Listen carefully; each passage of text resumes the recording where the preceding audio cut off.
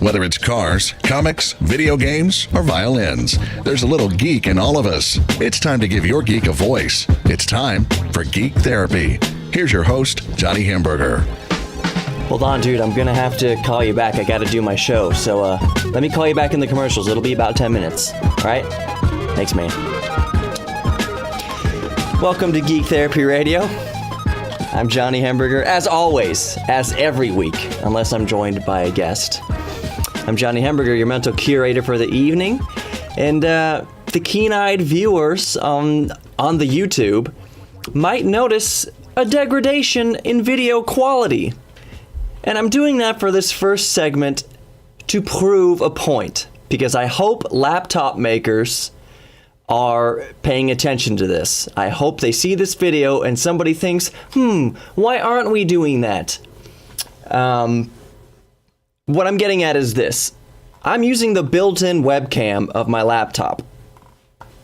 Okay? And it looks crappy. This laptop, all truth be told, probably cost over $1,200. I'll just be real with you. It's an MSI GS43 VR.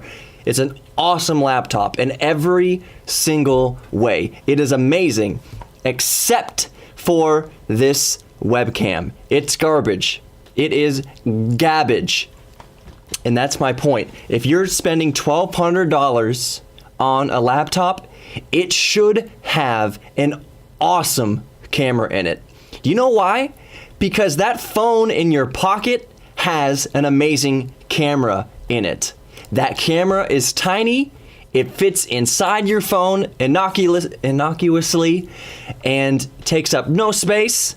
And they could easily put it where your webcam goes on your laptop. There is no excuse for a laptop that cost over $1,000. Really, there's no excuse for a laptop that cost over $500 to have nothing but the best camera in it.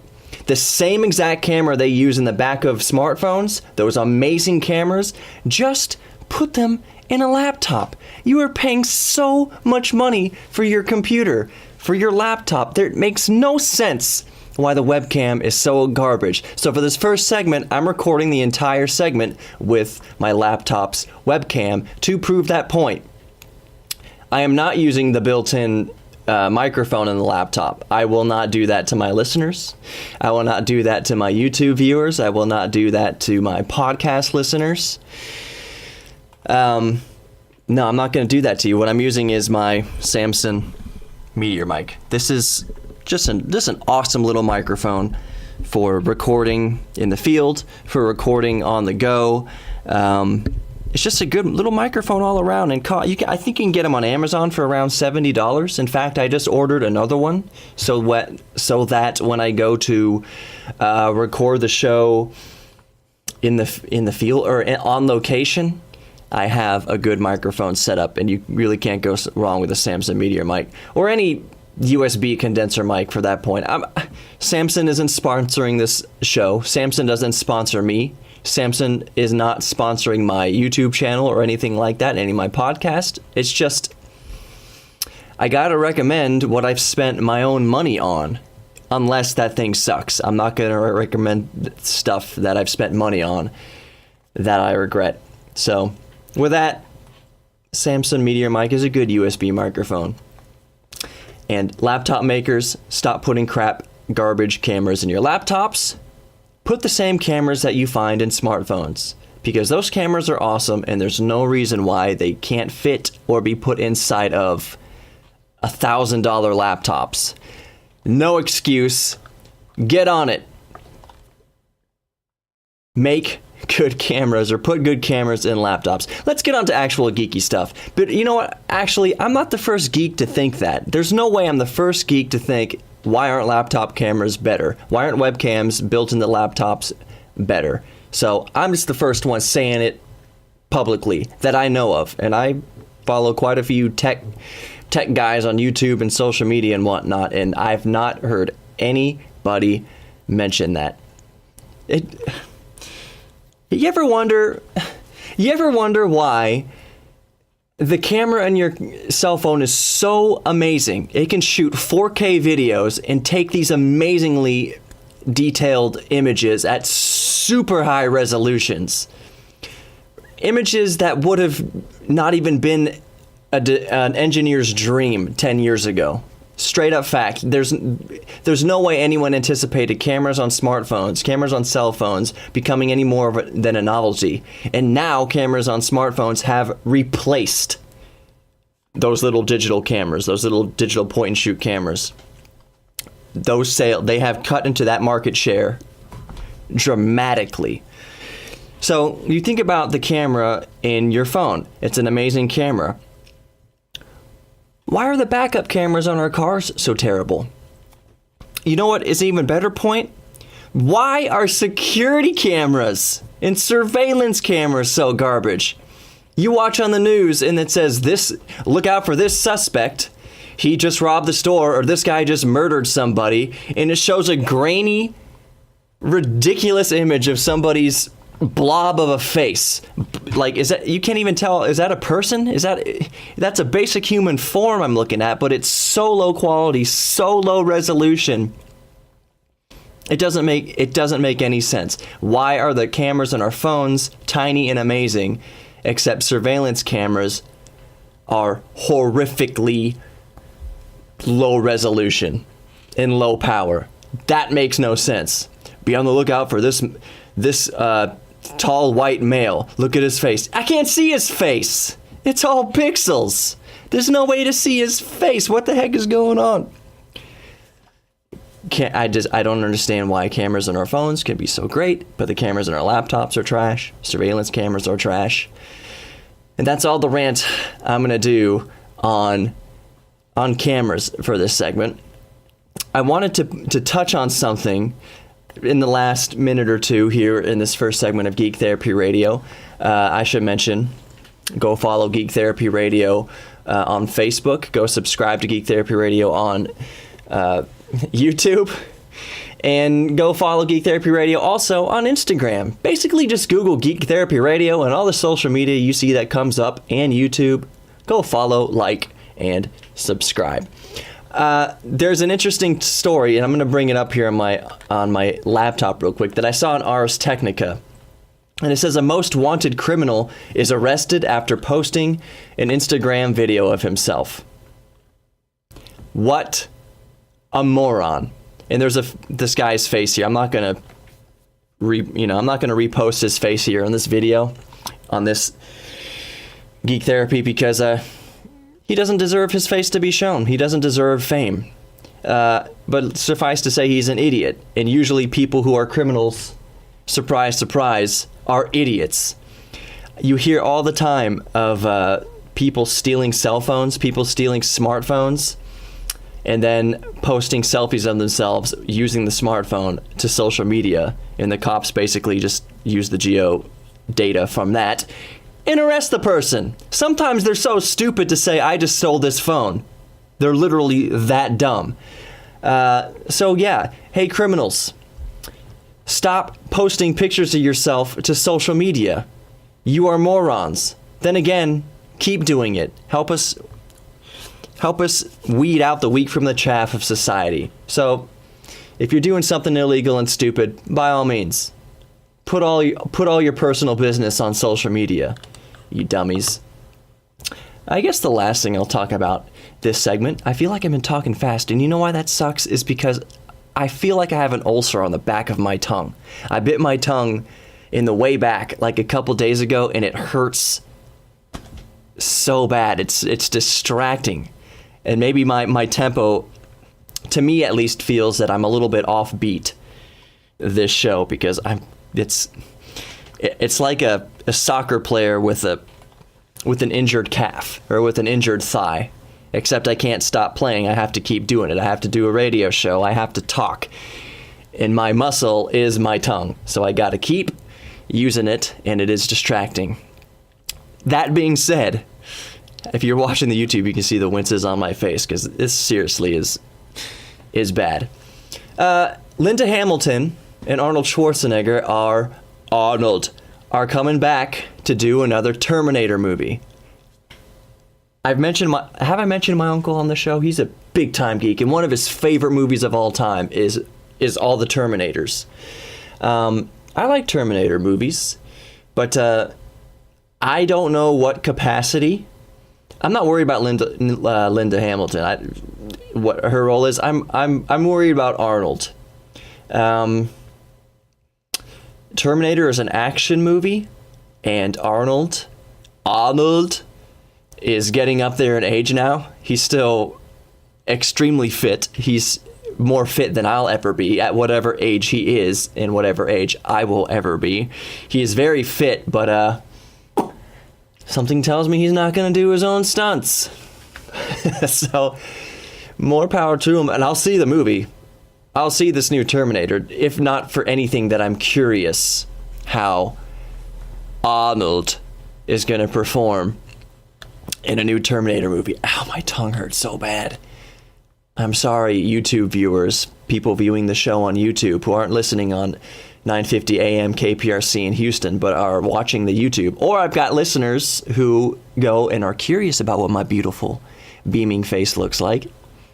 They go onto YouTube and see what I look like. I'm wincing so much. I'm making ugly faces. My tongue hurts. And with that, that's the end of this first segment. I have a feeling the tempo of this show is going to be a little awkward, and it's because I'm injured.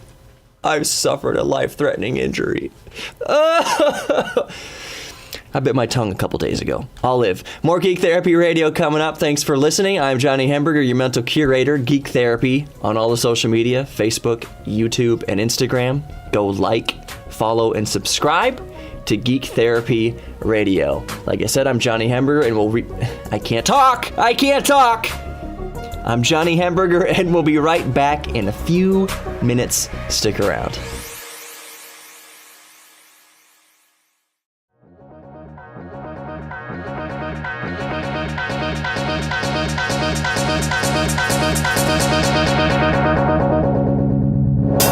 Welcome back to Geek Therapy Radio.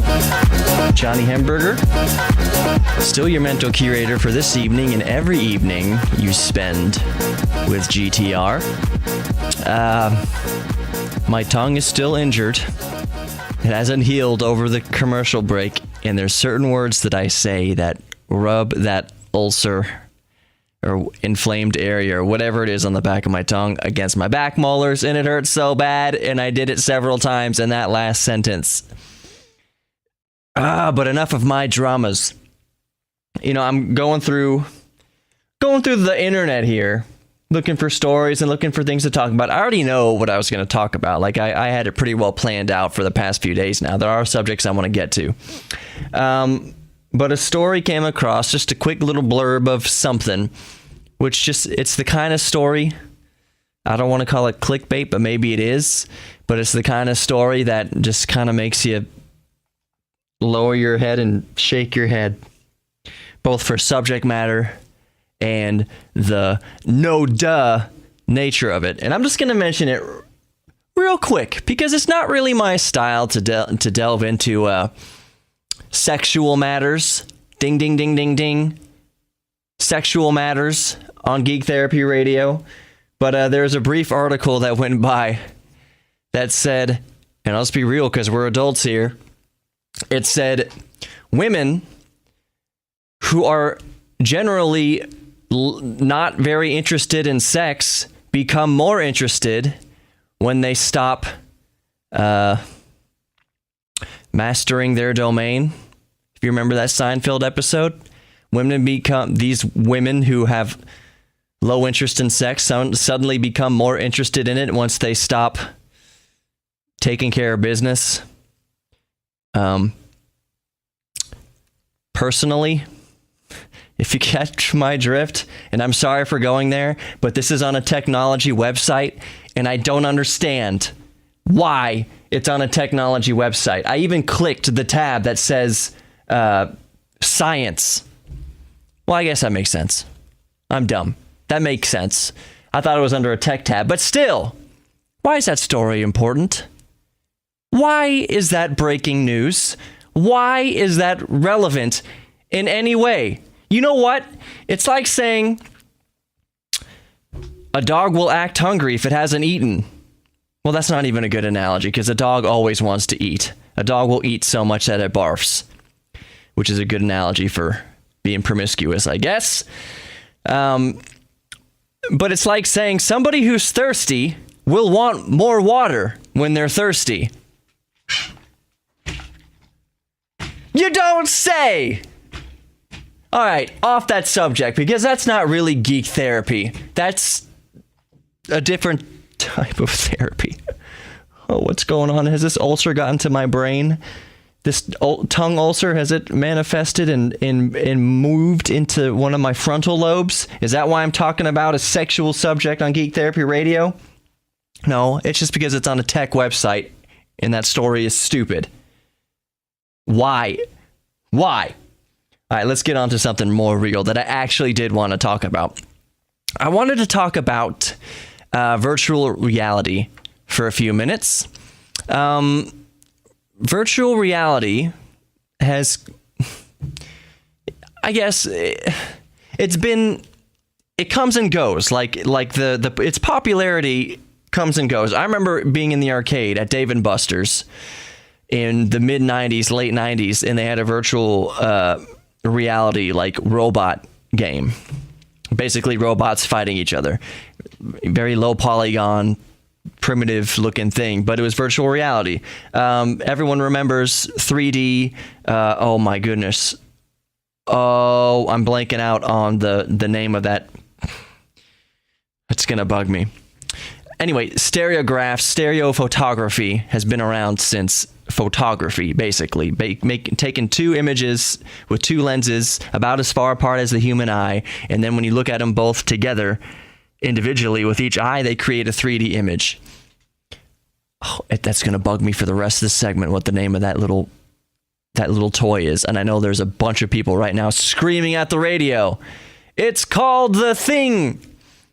Oh, I'm dumb. My tongue injury is distracting me. Okay, but more recently, virtual reality in mainstream gaming, mainstream PCs, and even PlayStation has PlayStation VR. You have smartphones touting the capability of playing back virtual reality videos and playing some virtual reality games. You put these goggles on. Google Cardboard is a very popular form of this, and you can go watch YouTube videos in 3D in virtual reality using these goggles.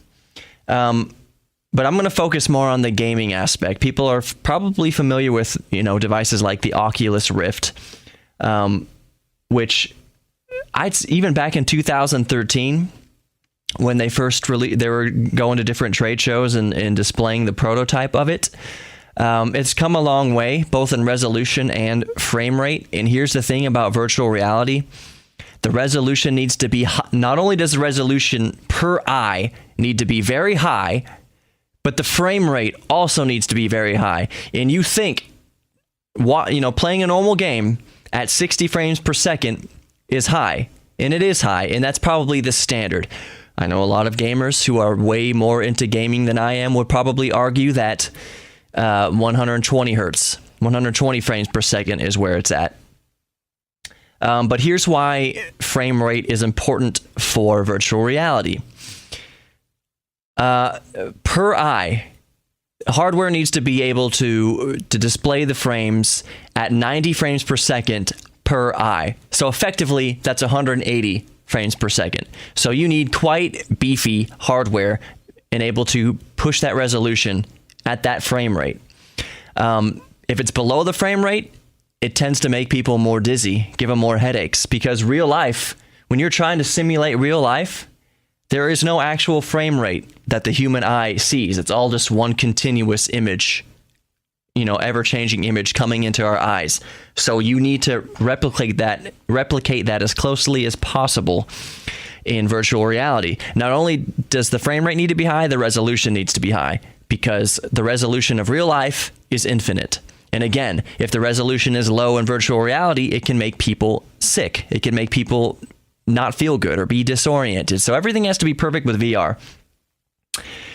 And what I'm really getting at here is what I kind of caught myself off guard thinking about this subject the other day. I thought to myself, well, virtual reality in gaming, it was a flash in the pan It never amounted to anything. Then I thought, wait a second.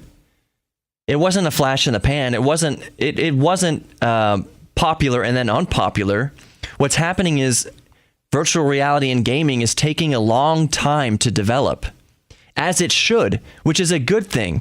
Just because we're not reading a whole lot about VR and gaming like we were in 2013 and 14, that's just because you haven't seen a lot of articles on it and a lot of stories on it. Doesn't mean it's gone away. It's just been in the background. They have been developing it and working on it and making it better and better and better and better, which is a good thing. Virtual reality is going to pave the way for a lot of new kind of ingenious applications. And I don't mean applications like software applications. I mean like real life applications. For instance, surgeons. What is the machine they use? Basically, they're able to operate on somebody remotely. Like a surgeon in the United States can do a procedure on a patient in Australia. Oh, I think it's called Da Vinci. Is that what it's called? The Da Vinci machine? Called the Da Vinci machine? Anyways, they're basically looking at a monitor and they can basically go and the engineering in this thing is absolutely mind-blowing. It's crazy. But they can suture things, suture up a heart from thousands of miles away, basically controlling the arms of a robot. It's really, really amazing. Now, side note, that being said, would I want a robot doing surgery on me or a real-life human? It's the same thing with airplanes, an autopilot. Do you want the airplane landing itself, which it basically can do? Would you feel safer with no pilot in the cockpit and just the machine landing the plane? Or would you feel safer with an actual pilot in the cockpit? I would feel much safer with an actual pilot in the cockpit. And I feel doubly safe when there's autopilot and a pilot, a real life human being, making real life adjustments and decisions that only humans can make. But anyways, back on track. So gaming VR will pave the way for much newer and more specialized applications outside of gaming. So I'm all for, and I'm very happy that VR and gaming, virtual reality in video games, is taking so long to perfect because it's a hard thing to perfect. We're talking about seamlessly transporting a person into virtual reality, of course, but fooling the brain into thinking it's real enough not to distract from the actions you're making in the game. That's why resolution is important. That's why frame rate's important, because if there's even the most minor stutter in frame rate when in virtual reality, it takes you out of it completely. Your brain is no longer fooled to thinking this is real life, because in normal day-to-day life, using our eyes and ears, there are no stutters. There are no dropped frames in real life. So, yeah, again, I was thinking the other day, wow, I haven't heard much about virtual reality. That was a flash in the pan. No, they've just been relatively quietly developing the technology in the background. And that's a really good thing, because I would like the end product. I would like for virtual reality to be perfected. And so kudos to everybody working on VR. My tongue hurts. I got to stop mentioning that. That's the end of this segment. Go follow Geek Therapy Radio on Facebook, Geek Therapy Radio on Instagram, and Geek Therapy Radio on YouTube. Go hit up all that stuff. And geektherapyradio.com. I don't mention that enough. The website, geektherapyradio.com. We'll be back in just a couple minutes. If you're watching on YouTube, it's going to be pretty instant transition. Probably not going to be any commercials. So either way, join me for the next segment of Geek Therapy Radio, and I'll be right back. My name is Johnny Hemberger. Stick around.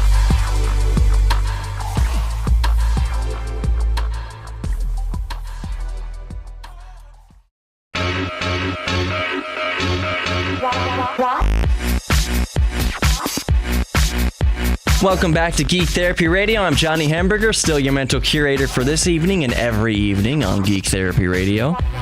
Geek Therapy Radio on YouTube. If you're listening, and if you're driving around in your car, or you've got the radio on in your garage, or you're listening on the iHeartRadio app, Geek Therapy Radio is video recorded, and I upload each episode to YouTube, so you can see my beautiful smiling face and any cool little technology that I might happen to have on the show, including this wonderful state-of-the-art pen. It's a Bic. It's hard plastic. And if you want to see this fantastic handwriting device, go to YouTube. All right, let's get on to more geeky subjects. Guess my tongue still hurts, so that is still distracting. SpaceX, Elon Musk's outfit, does a lot more than I think a lot of people might realize. Yes, there's they shoot rockets off into space, and Elon Musk is developing Hyperloop, which is a supersonic mode of transportation, although I would say it's not supersonic because it travels in a vacuum, and that's why it can travel at high speeds. But if you're traveling in a vacuum, that means there's no air, which means you can't break the speed of sound because there's no air, and air travels through sound. You're just traveling at a high enough ground speed that if it were... Ouch! Ow. That if it were at sea level in the open, it would be breaking sound. But anyway, SpaceX is filing a patent or a trademark. They're trying to trademark the term Starlink. Starlink, all one word, Starlink. And what it is it's Elon Musk's vision to provide broadband gigabit internet using satellites in the sky, kind of like satellite radio, Sirius FM radio, except for internet, which is a really cool idea because that means you can provide internet access to the entire world. That means you can be at the North Pole or Antarctica or the magnetic North Pole or wherever. You could be at different antipoles of the Earth and never lose internet connection, high speed internet connection. That's an important caveat to mention. High speed. It's not caveat because it's not a drawback. It's a plus. Global high speed internet access. Now I know what my gamer geeks are thinking right now. Satellites? When I play other players, if I'm in Texas and I'm playing a guy from Europe, the latency makes the game unplayable. That's why I only want a game on local servers. And I hear you. I know. When I play Rocket League, which is really the only game that I'm playing these days, when I play Rocket League, I make sure the servers are only Eastern United States and Western United States. I don't even do South America. I don't do Europe. I don't do the Far East, Japan. I don't do, well, it's really West compared to where I'm at. But yeah, no Asian servers. Not because I'm some sort of elitist or racist, but because you introduce tons of latency once you don't have, or once you introduce a satellite into your internet connection. So, for instance, if I'm here in Texas and I'm going to play a match and I have players against me in Australia, that will be unplayable because there are going to be one or two, at least, satellites in the chain between my computer and my opponent's computer, which means latency is a thing and makes it unplayable. So, SpaceX developing Starlink to provide global high-speed internet access. They're planning on having low latency. It's going to be low latency. How low latency? 25 milliseconds, which is pretty good for online gaming. That's about average for what you get with cable internet. For instance, when I play Rocket League, I'm usually hovering around 50 milliseconds. I'm usually hovering around twice what Starlink proposes to provide. They said they're going to provide 25 milliseconds of latency, which is perfectly playable in online games. I said playable, not perfect. It's not going to be super competitive. There's a reason why in video game tournaments that the machines are physically connected to each other. It's to get that latency down to single-digit latencies. 5 milliseconds. I have seen as good as I've gotten on cable internet, which means I've been playing Rocket League probably with somebody in Houston and maybe locally within a few miles of my neighborhood. Probably I've seen sub 9 millisecond latencies, but I'm perfectly content. I'm honestly perfectly content playing anything below 150 milliseconds latency. And there's a lot of gamers cringing. There's CSGO players right now that are cringing that would just throw their computer into the trash if they had 150 millisecond latency.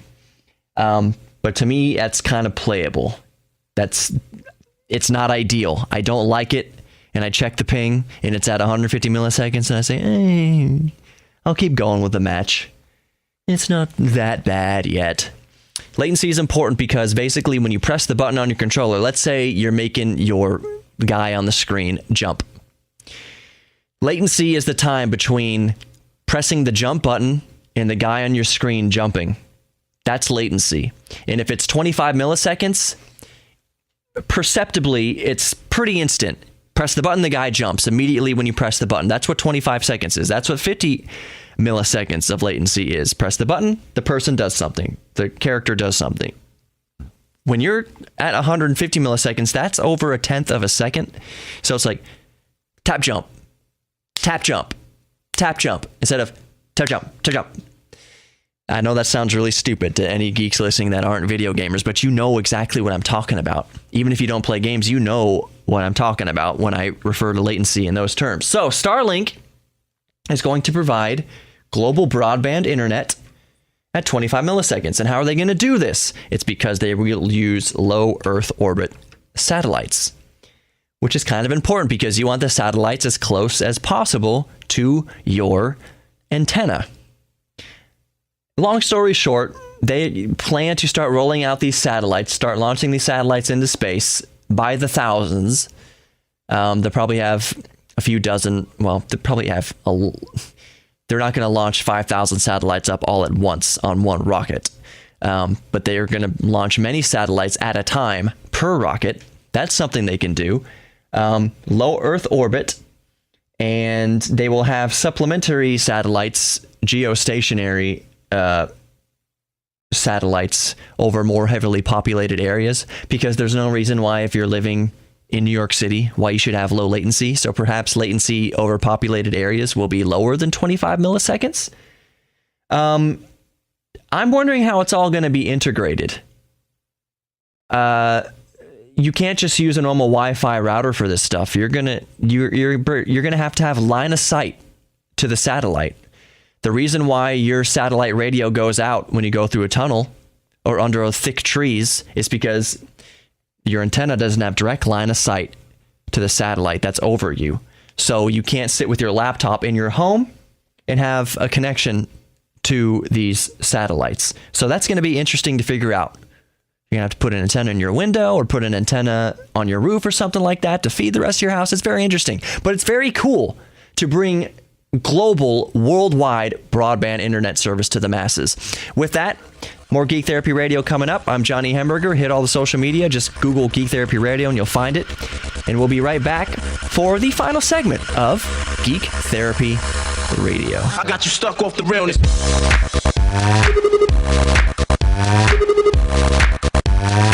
We be the infamous. We be the infamous.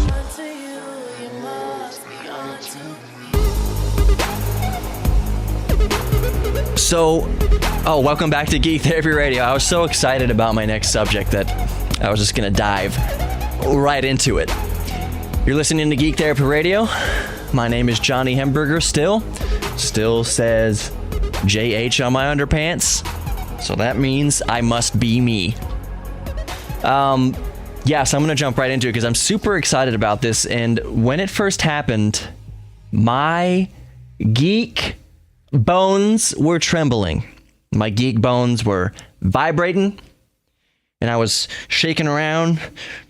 Just... Do you like that? You like that sound effect?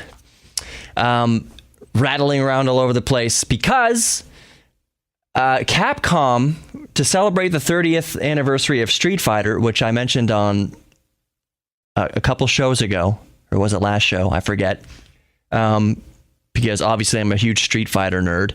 Capcom re-released, to celebrate the 30th anniversary of Street Fighter, they released Street Fighter 2 again for the Super Nintendo Entertainment System.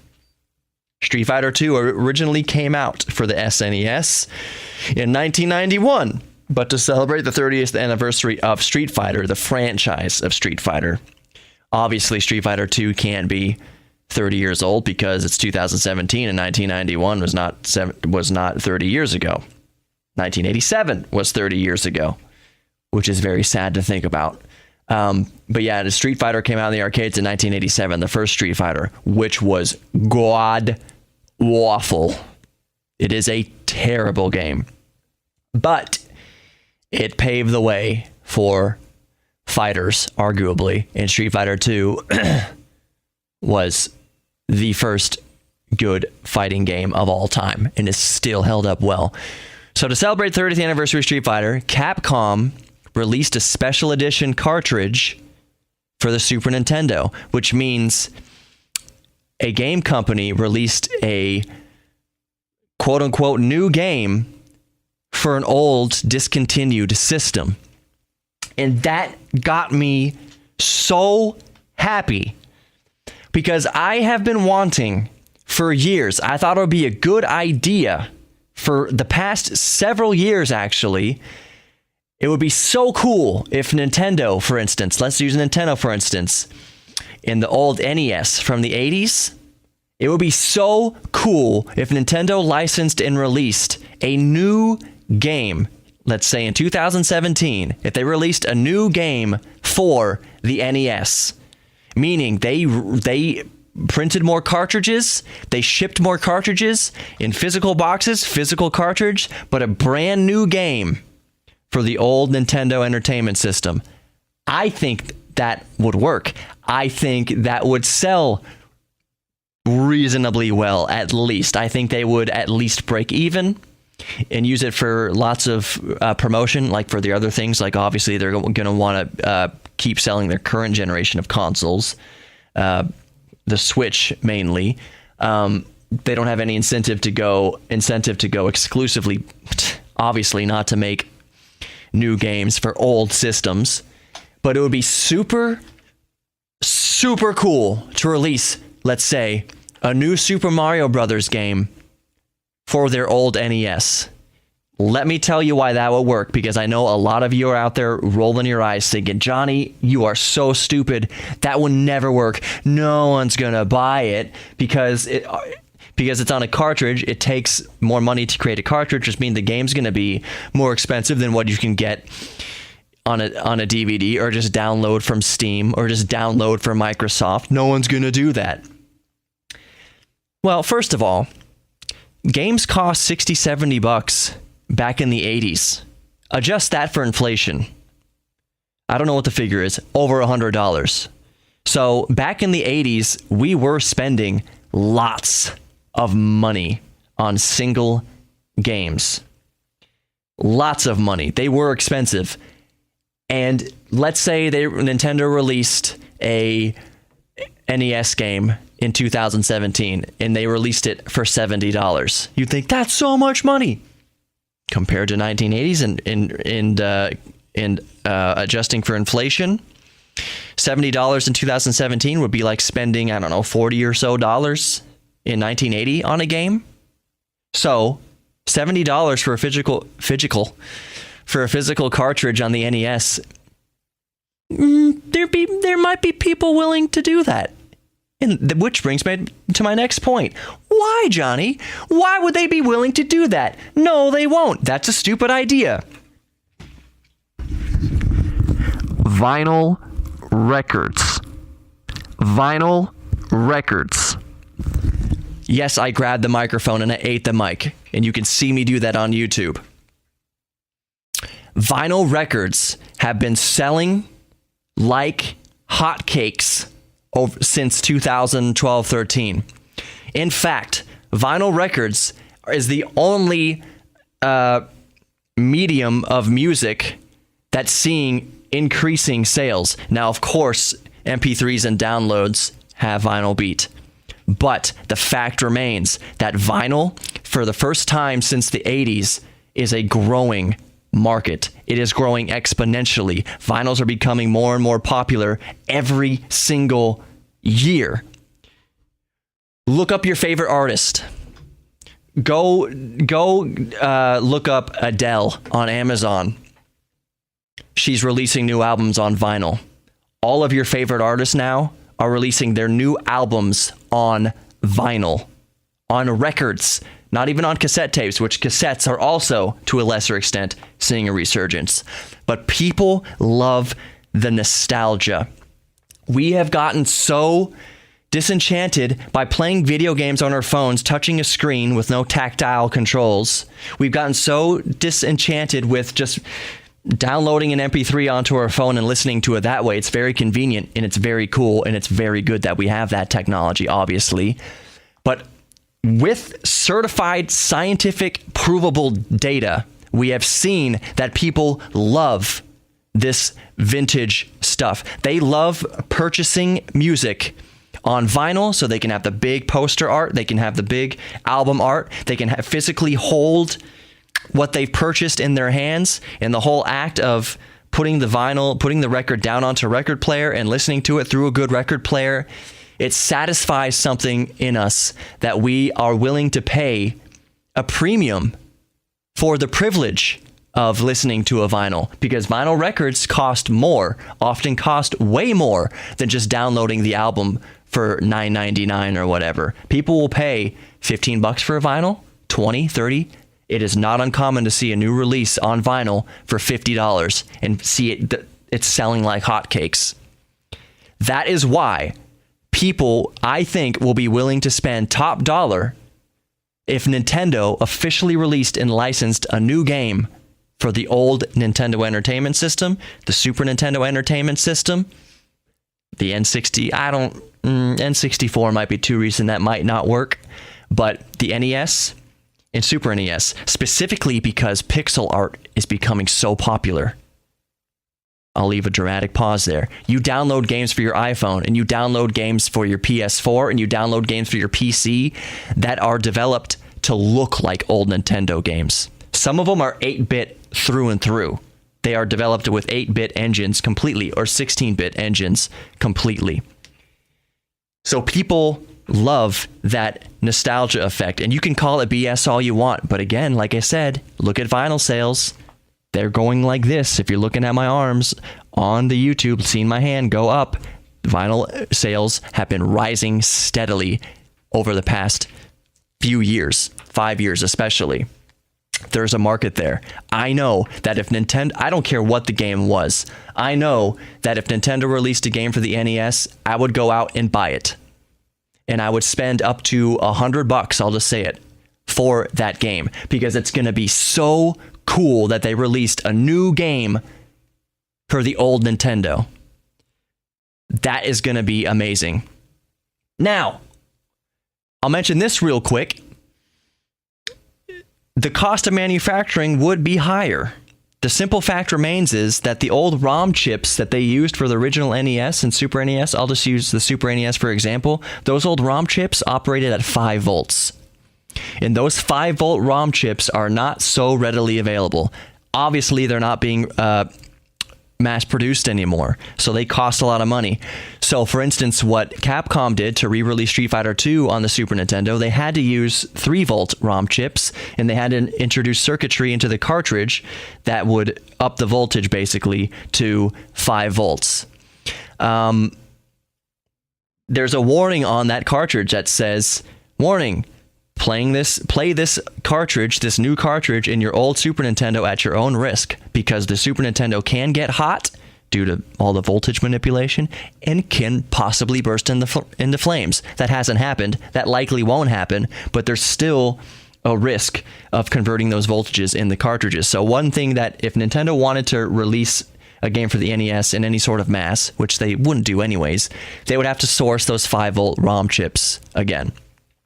But it's Nintendo, it's a big company. Could you imagine them releasing a new, I said Mario game. I'll just stick with that, like a new Mario game, a brand new Mario game in 2017 for the NES? It'll work, and it'll sell. Another reason why it will sell, and you're wondering, who's still playing NESs anymore?